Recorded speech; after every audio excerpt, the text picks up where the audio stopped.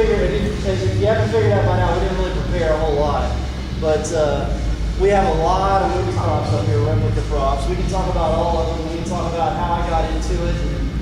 And I don't know what you guys are interested in. If you're interested in making, collecting, you know, what you like to do. But I can tell you how I got into it and how I ended up getting into stuff like, yeah, I'm going to have all these out here for you to see. How I got into actually costuming. It started off, I was 10 years old when the first Star Wars came out. And so I was that right prime demographic to get like completely hooked into it. And probably by that summer or the next summer, I was reading one of the like Fangoria or some sci-fi magazine. In the back there was a real lightsaber, or what I thought was a real lightsaber, but it was a display piece. It wasn't a flashlight with a piece of plastic on it, right?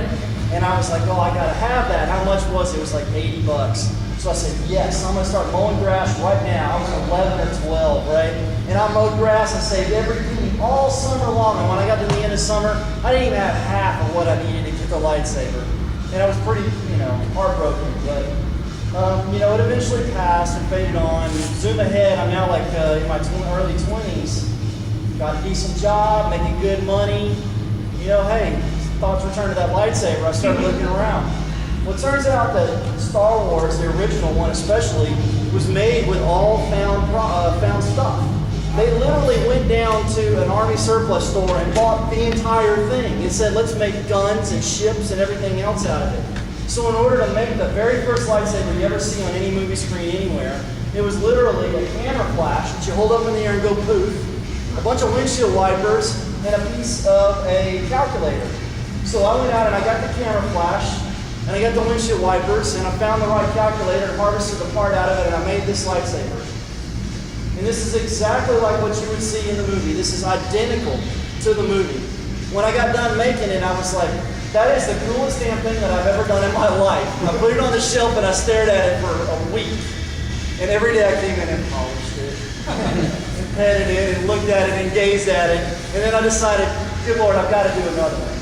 And so I went out and started researching, and sure enough, Darth Vader's lightsaber was the same way. And Obi-Wan Kenobi's lightsaber was the same way. And so I went out and I started building those lightsabers. And they led to many, many other things.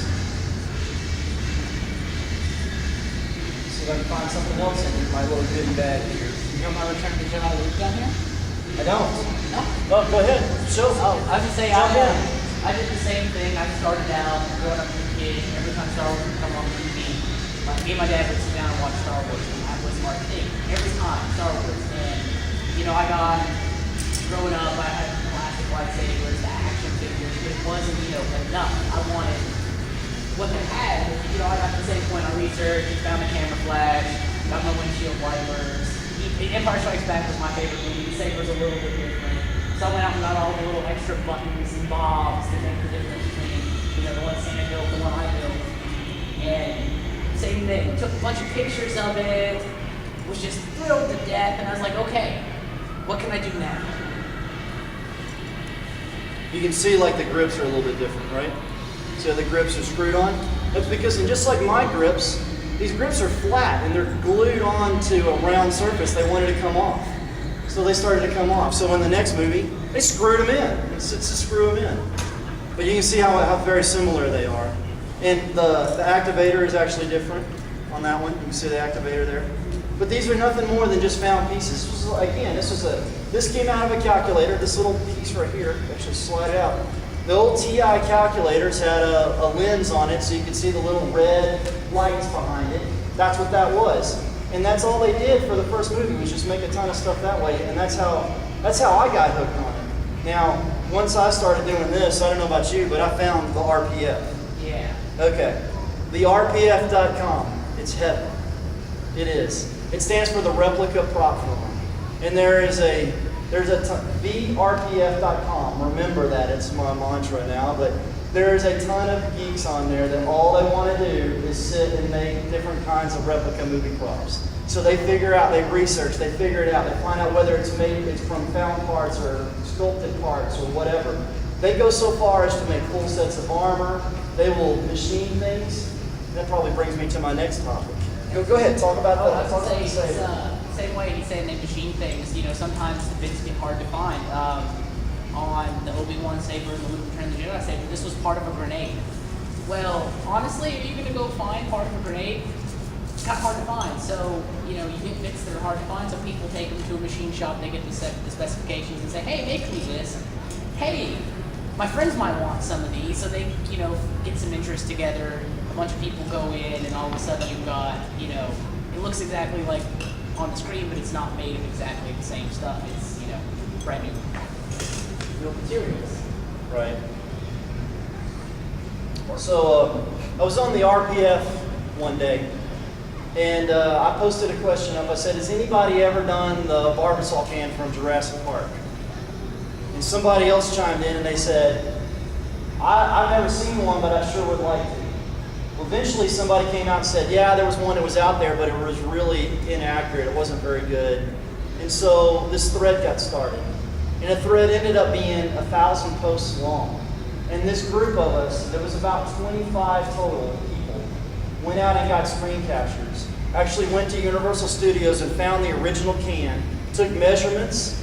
I drew the thing in 3D. We managed to get the piece machined, and this is what came out of it. Yeah. Let me stand. Put your hand. You want me to put my hand on the Yeah. sides of things on the fly? I'll do it. It actually works. This was a piece that we figured out all the individual little bits from, and it was seriously a community effort.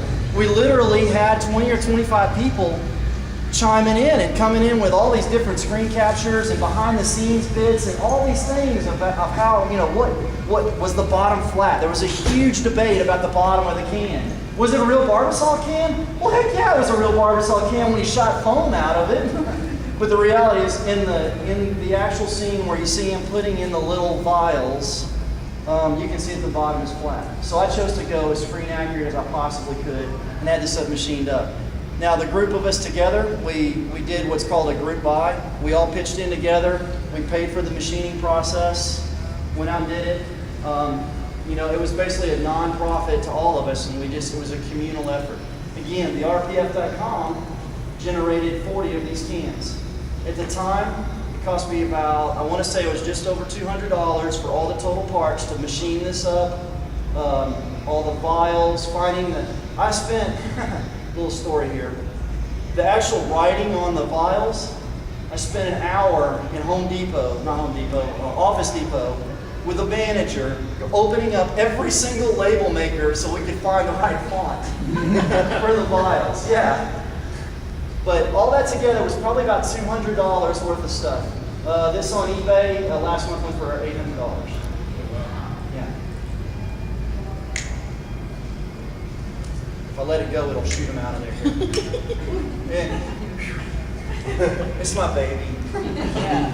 You better keep a close eye on it next time I'm over at your house. Yeah, I actually have 2 of them. I kept 1 extra. Yeah, well. So let me talk about this. And then I'm going to start opening up to questions and whatnot, and talk about a few other things. So everybody knows what this is, right? T800 arm. Okay. I've obviously been collecting props for a while, and I'm with my family, and we're at Universal Studios. And they have a full-size T800 sitting at the terminal.